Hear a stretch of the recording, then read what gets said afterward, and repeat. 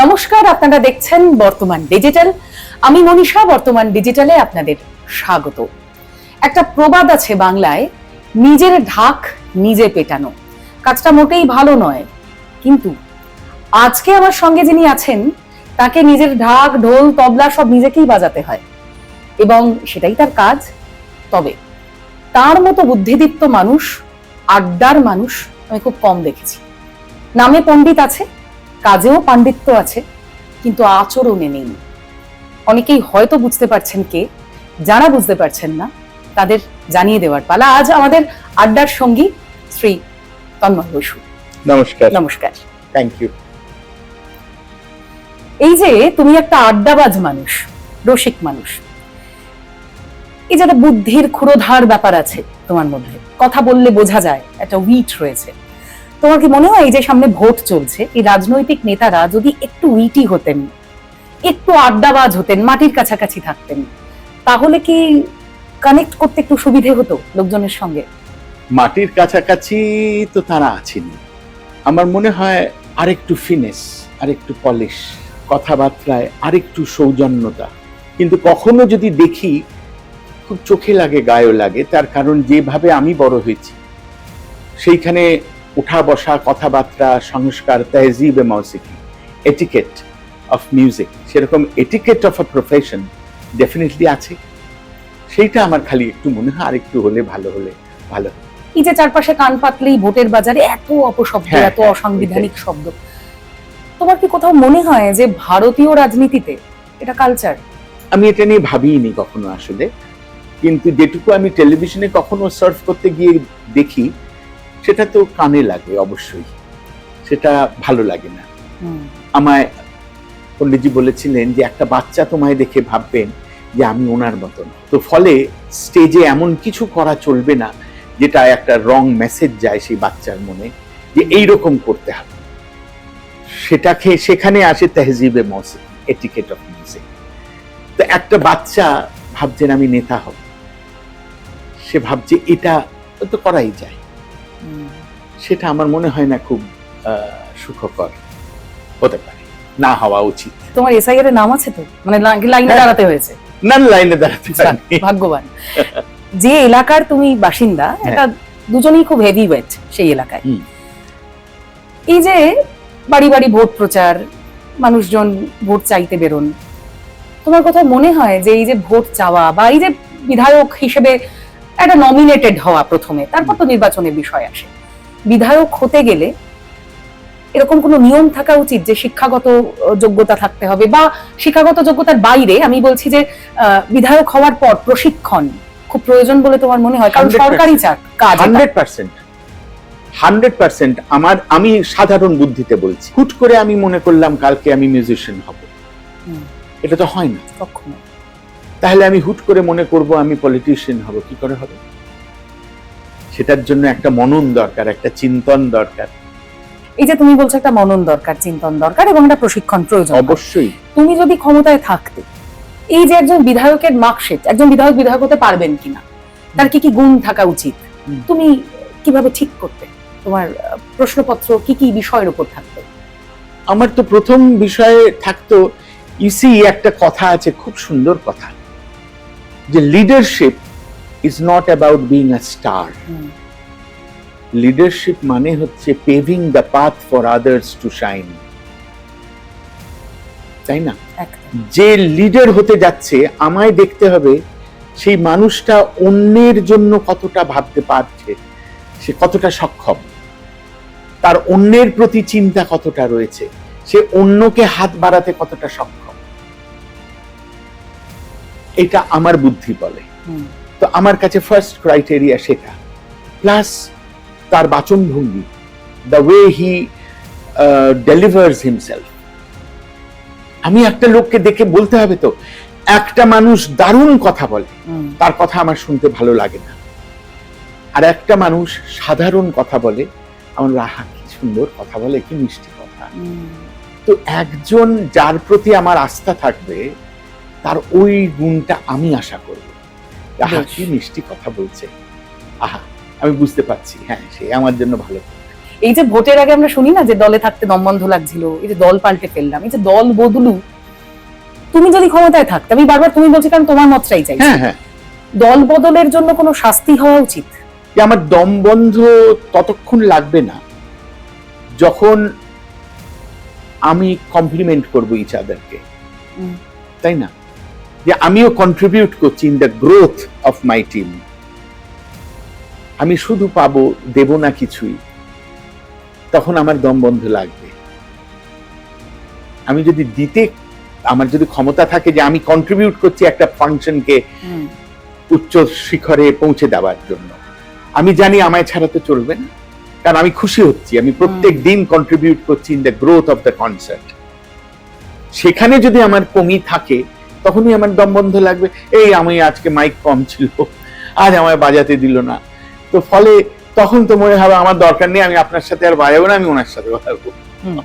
কিন্তু লোভ আমাদের রাজনীতিকে অনেকটাই চালনা করে, রাজনীতিকদেরও করে, আমাদের ভারতীয় রাজনীতিকেও করে। লোভের বশেও তো দল পাল্টায় লোকে। নাগরিক হিসেবে তুমি এমন একজনকে ভোট দিলে, একটা দল দেখে বা একটা প্রার্থী দেখে, যা দেখেই দাও, তারপর দেখা গেল সে দল পাল্টে ফেললো, তাহলে তো তোমার বিশ্বাসের সঙ্গেও তঞ্চকতা করা হলো। তোমার একটা আদর্শ, যে আদর্শ দেখে তুমি তাকে ভোট দিয়েছো, তো সেক্ষেত্রে কি তোমার মনে হয় যে এই দল বদলুদের শাস্তি দেওয়া উচিত, শাস্তি হওয়া উচিত, বা আইনত কোনো শাস্তি থাকা উচিত? আমার এই সম্বন্ধে বিশেষ কোনো মতামত নেই, তার কারণ আমি খুব একটা স্টাডি করি না এই পলিটিক্যাল ডেভেলপমেন্টস, আমি খুব একটা স্টাডি করি না। তবে এটা ঠিক যে এটা না হওয়াই বাঞ্ছনীয় আমার মনে হয়। তার কারণ আমি যদি আমি আমার গুরু বদলাতে পারবো? সেই পারবো না। আমি কখনো, আমাদের এই যে নাড়া বাঁধা হয়, নাড়া বাঁধা মানে আমি আমার গুরুকে স্বীকার করলাম, আমার গুরু আমি বদলে ফেলতে পারবো না। সেরকম আমি মনে করি যে আমি একটা ভাবনার প্রতি আকৃষ্ট হলাম, সেই ভাবনায় নিজেকে বিশ্বাস রেখে সেই আইডিওলজিতে নিজে পথ চলতে আরম্ভ করলাম, সেই আইডিওলজিটা তো ভুল হতে পারে না। তো তখন আমি হঠাৎ অন্য একটা আইডিওলজি বিশ্বাস করতে আরম্ভ করলাম, এটা তো হতে পারে না। কখনো টিকিট পেয়েছো? না। অফার ছিল? না। কেন ছিল না? মানে তোমার কি মনে হয়? কখনো ইন্টারেস্ট দেখাইনি এসব ব্যাপারে। ইন্টারেস্ট না দেখালেও লোকজন তোমার প্রতি ইন্টারেস্টেড ছিলেন, কিন্তু যদি টিকিটের অফার পেতে, যদি কখনো মনে হতো যে কেউ বলতেন তুমি কি রাজনীতিতে আসতে? না, তার কারণ ওটা আমার কাজ নয়, ওটা একটা ফুল টাইম প্রফেশন। ডেফিনেটলি নাগরিক হিসেবে তুমি যথেষ্ট সচেতন, এই উত্তরে আমরা বুঝতে পারলাম। কারণ তুমি যেহেতু বলছো যে রাজনীতিকদের একটা ফুল টাইম এটা প্রফেশন, তাদেরকে সেই সিরিয়াসনেস থেকে তাদের রাজনীতিটা করা উচিত। তাহলে ভোটের যে দিন, সেই দিন তুমি যখন ভোট দিতে যাবে, প্রার্থী দেখে ভোট দাও না দল দেখে? আমি আইডিওলজি আমার সঙ্গে যেটা মেলে, আমি অরাজনৈতিক, এটা বলা তো মিথ্যে কথা। আমি ভোকাল নয়, সেটা সত্যি কথা। আমি বলতে চাই না, কারণ আমার সেটা বলাটা উদ্দেশ্য নয়, তাই নয়? একদম। আমি অরাজনৈতিক তো নয়, আমার একটা ভাবনা আছে, একটা বিশ্বাস আছে, সুতরাং আমি আমার বিশ্বাসের সঙ্গে যার মিল দেখব, আমার ভোটটা তার জন্য। এটা তো সিম্পল কথা। কিন্তু আমার মনে হয় যে অত্যন্ত দায়িত্বের সঙ্গে গণতন্ত্রের এত বড় উৎসবকে পালন করার সৌভাগ্য যে আমাদের হচ্ছে, সেইটার প্রতি দায়িত্বশীল হয়ে আমাদের ভোট দিতে হবে। কারণ এর থেকে বড় উদযাপন সারা পৃথিবীতে আর তো কিছু নেই। সেলিব্রেটিং ডেমোক্রেসি, তাই না? ঠিকই তো। সুতরাং এর প্রতি প্রত্যেকটা নাগরিকের একটা দায়িত্ব থাকতে হবে। আমাদের দেশের প্রিয় রাজনীতিক কে তোমার? চাণক্য। আচ্ছা, মানে মানুষ ডিপ্লোম্যাট হয়, কিন্তু তোমার মতো হয় না। চাণক্য ভোটে দাঁড়াননি, যারা ভোটে দাঁড়িয়েছেন এবার তাদের কথায় আসি। এই যে চারপাশে আমরা শুনি যে ভাতা খুব খারাপ জিনিস, অথচ যখন ভোটের ম্যানিফেস্টো বেরোয় তখন আমরা দেখি প্রত্যেকে বলে ভাতা আমরা এলেই বাড়িয়ে দেবো, মানে যেই আসছে সেই ভাতা বাড়িয়ে দিচ্ছে। অথচ ভোটের আগে ভাতা খুব খারাপ থাকে। ভাতা ভালো জিনিস? কত যে প্রান্তিক শিল্পী আছেন যারা এই ভাতা পেয়ে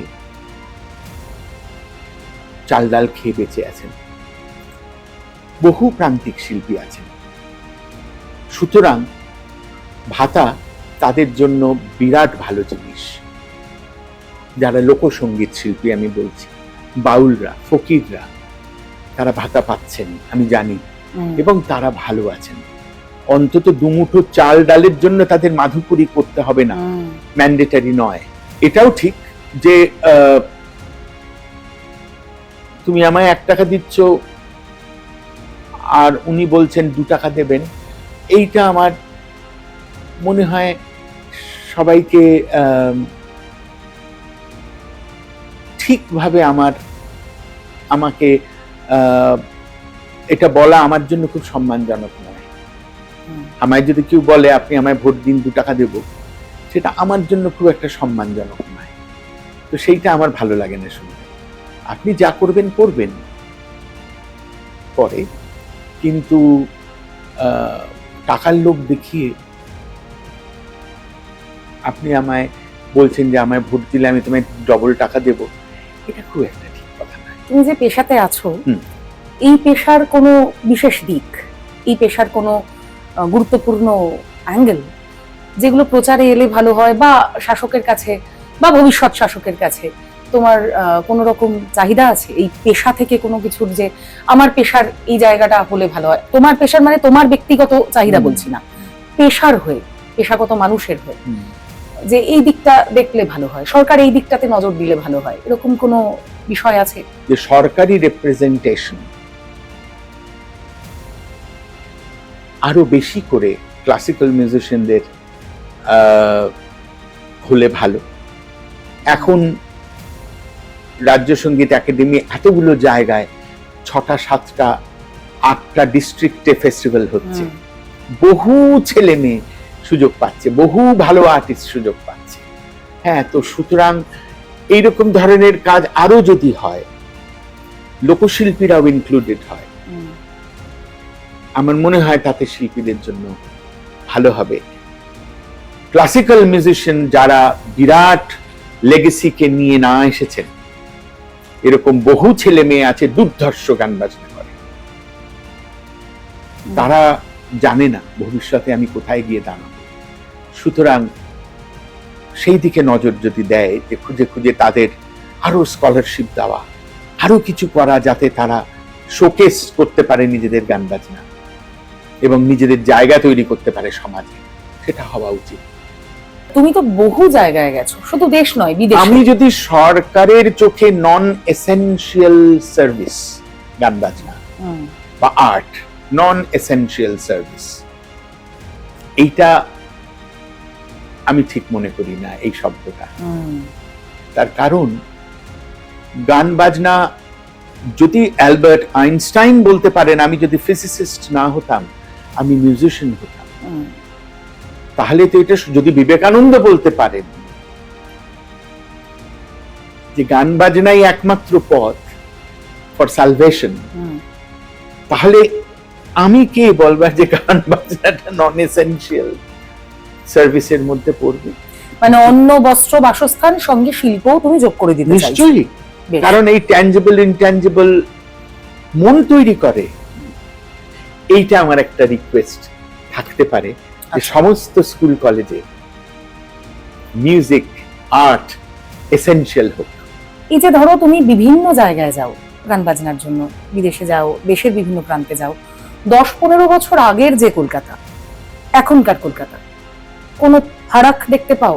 মানে রাস্তাঘাটে আমাদের বিভিন্ন রকম, এই যে আমরা বলি না যে একটা রাস্তাঘাট পাল্টে যাচ্ছে, একটা শহর উন্নতি হচ্ছে বা একটা শহরের অবনতি হচ্ছে, তোমার মত কি? একটা শহর কি উন্নতি হয়েছে 10-15 বছরে? না, একটা শহরে এগোয়নি? না, শহর কিন্তু উন্নতি হয়েছে, খুব সুন্দর হয়েছে। রাস্তা, ফ্লাইওভার কত সুন্দর, খুবই সুন্দর হয়েছে।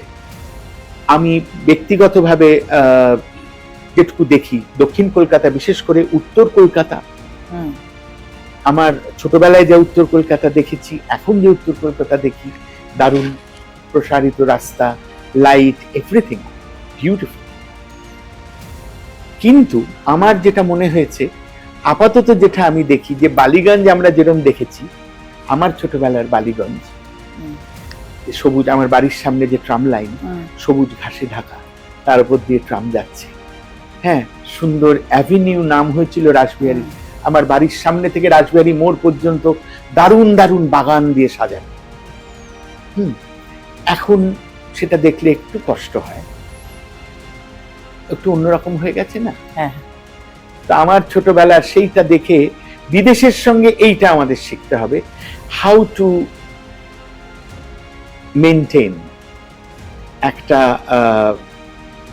শহরকে, একটা শহরের ল্যান্ডস্কেপকে কিভাবে মেনটেন করতে হবে।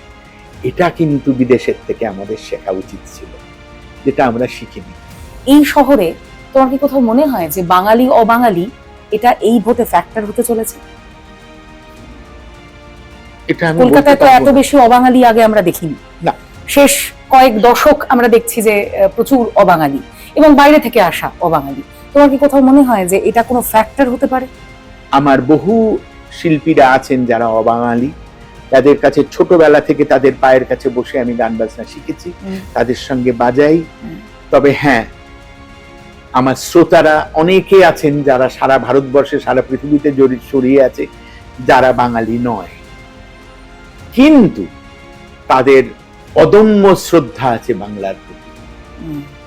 এটা কিন্তু আমি বলতে পারি জোর করে। তার কারণে এই যে বাঙালি রেনেসান্স,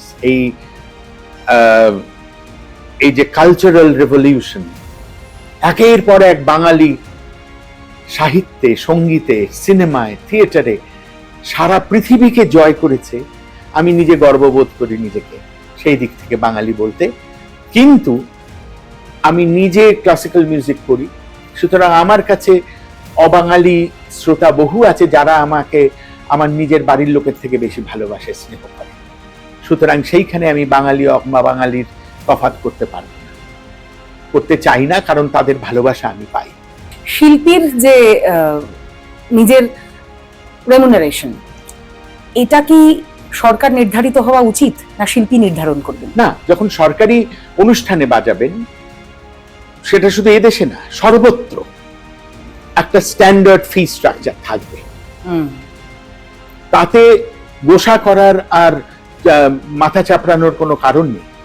সরকার শুধু আপনাকে আমাকে দেখছে না, আরো 50,000 শিল্পীকে তারা দেখছেন। ফলে একটা স্ট্যান্ডার্ড ফিজ থাকবে। আপনি যদি আপনার সেলিব্রিটি থাকে, আপনি অন্য জায়গায় 5 কোটি টাকা নিন না, কার আপত্তি আছে? শিল্পী যে, তার কাছে সরকারি মঞ্চ ও সরকারি পুরস্কার একরকম, সরকারের সঙ্গে বিরোধিতা বা বিদ্রোহ আর এক জায়গায়। তোমার মত কি? আমার মত, সরকারি রেকগনাইজেশন ফ্রম দ্য গভর্নমেন্ট, এটা একটা শিল্পীর মাথার পালক, অলংকার। সরকার তোমাকে যে সম্মান দিচ্ছে, সেই সম্মান আমায় মাথা পেতে নিতেই হবে, কারণ আমার সরকার তিনি। আমার তার অপছন্দের জায়গা থাকতে পারে, কিন্তু আমার মূল্যায়ন তিনি করছেন, এটা একটা বিরাট সম্মানের জায়গা। আমার তাকে নতমস্তকে স্বীকার করতে হবে। এটাই সংস্কার, এটাই শিক্ষা, এবং সেটাই হওয়া উচিত।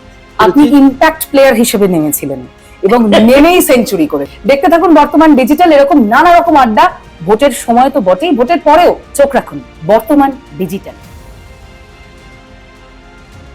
ফলো করুন বর্তমান।